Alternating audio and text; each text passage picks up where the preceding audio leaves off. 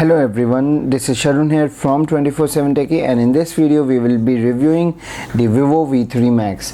So this is the Snapdragon 652 variant with 4GB of RAM, 32GB of internal storage, which also has a micro SD card slot, actually a hybrid SIM card slot over here. It is a pretty decent mobile. We have been testing this mobile for over 15 days and I have been pretty impressed. The only complaint that I have regarding this phone is the pricing. Everything else is actually very spectacular, and we'll talk about the phone in this video, if you should really consider it or not, or if Vivo has just proved us that they are a worthy competitors, but they really need to work on the pricing. So this is the SIM tray of the phone, and as we can see, there is a micro SD card slot as well. So there's a hybrid SIM card slot. At the top of the phone we don't really have a lot of stuff except for the 3.5mm headphone jack, and at this side we have the power buttons and the volume rocker, and it is actually metallic and feels good, very tactile. I've been using it, very happy actually. And at the bottom we have the speaker grill, the microphone, and the micro USB 2.0 port, and actually looks pretty good because they've not tried to make it or show it as a two speaker grill. It's a single speaker grill plus a microphone. So at the back we have a primary camera with single LED flash, Vivo branding, and the pricing of the phone is pretty high, I guess around 24,000 right now in Indian market. And at the top and bottom of the phone, these are plastic parts, but pretty thin plastic parts. Everything else is metal and very good construction, so metal frame as well, and very good construction, 2.5D glass, Vivo branding at the front as well. So the keys are not backlit. What can we say, 24,000 rupees phone and the keys are not backlit. So and overall the phone looks pretty amazing, and in hand feel also of the phone is pretty good. And in the weight point of view, the weight of the phone isn't really that much, 167 grams for a 5.5 inch with full metal body construction. Pretty good, pretty nice construction for sure. So we'll head over to the inside the phone, and the fingerprint sensor also actually works pretty well, as you can see. And this is the UI of the phone. It is typical Chinese UI. As you can see, there is no app drawer. In the settings point of view, we do have some really weird settings over here. So there's no about phones over here, there's no about phones over here, there's no about phones over here. So what you have to do is go into more settings and then about phones, and then find that it is running on Android 5.1.1, and we do also have this over here. And not a lot of people like this, especially non iOS people. So it is having dual SIM card slots and Android 5.1.1. it is running on 1.8 GHz Snapdragon 652 octa-core processor, and CPU, it also shows you the CPUs, how it is running, 4GB of RAM, FunTouch OS 2.5, kernels are here, everything is here except for battery. You cannot see how much battery is there, so but I can definitely tell you the battery lasts you for a long time. OTG you have to switch on before using, so OTG actually is supported, but you have to switch it on after every time you need to use it. RAM management is pretty good. I did test it out for a long time, and you do get a lot of settings over here as well, music controls, and you speed up your phone. It will clear up your memory unless and until you do logged it. And I've been using it. I did use this phone as my primary device for over a week, and I was very happy with the phone's performance. There was no lag, nothing, and it was a fluent phone.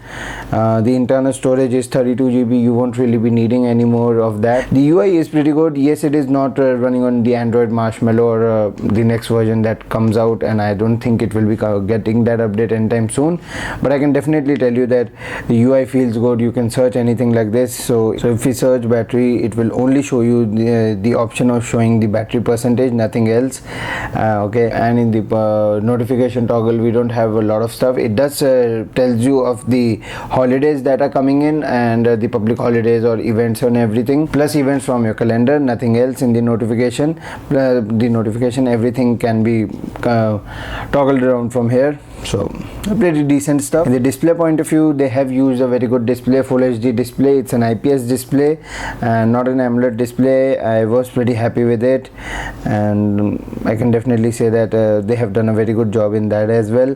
And it's on a 2.5D glass as well, so it does looks pretty decent. And now we'll talk about the camera of the phone. So the camera UI of the phone is a pretty generic type of a UI, as we can see it clearly, and the back camera as well.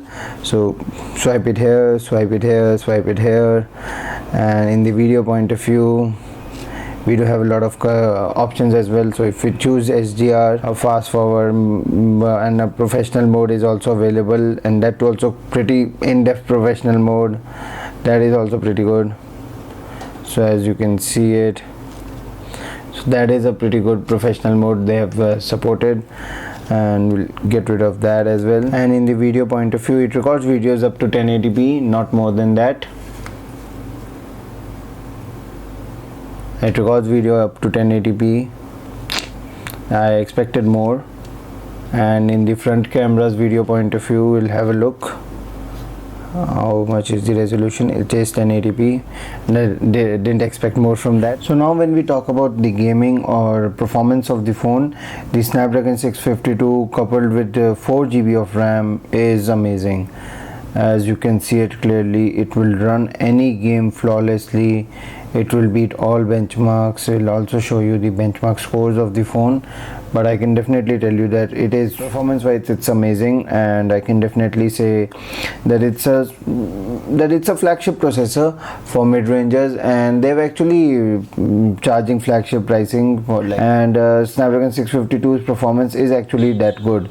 If there wasn't really that big of a competition with Snapdragon 652 available on 12,000 rupees phone, then this phone wouldn't really have that big of difficulties regarding selling, because of the performance having no issues, no heating issues, nothing, and clearing up the RAM now. And I'll show you guys the Antutu benchmark scores as well. It was amazing, and it is Snapdragon 652, so it's around 70,000, which is pretty good, and it will run anything that you throw at it. It will pretty nicely.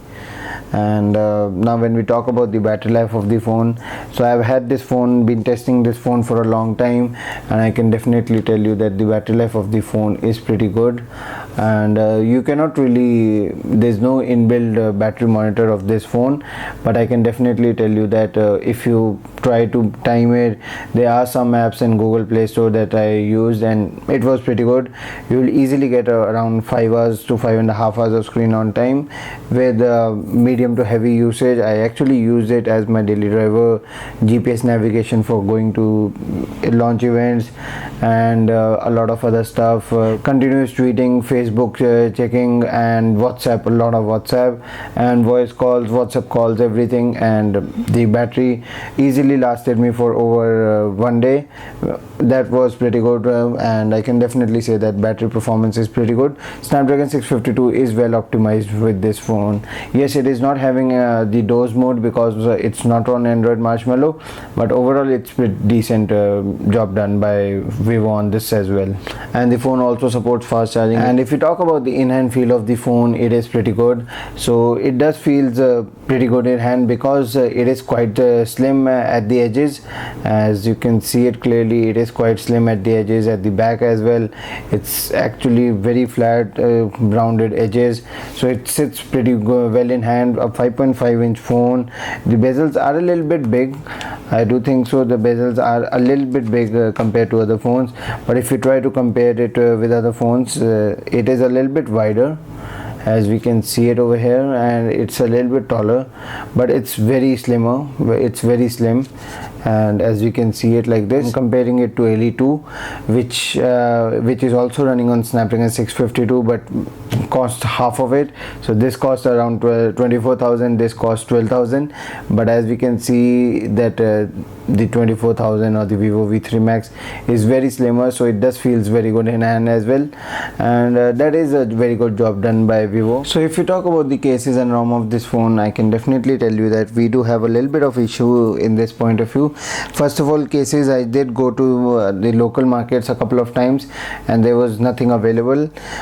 Hopefully later on, maybe not, maybe, I don't really think so, but if you search Amazon and Flipkart, you'll get those cases easily. Yes, you might end up paying 50 or 100 rupees extra, but if you are buying Vivo V3 Max, you can afford it.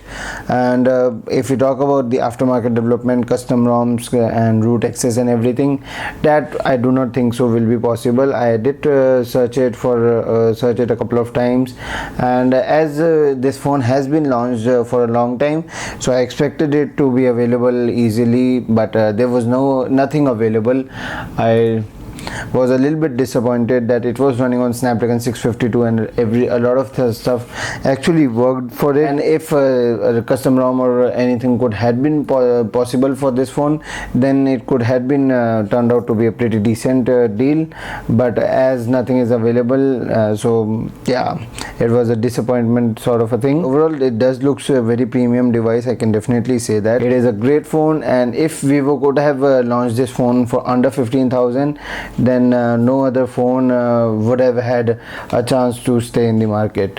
I'm just telling you what I think about the phone. I have been testing it for about a month and I really like the experience on the phone.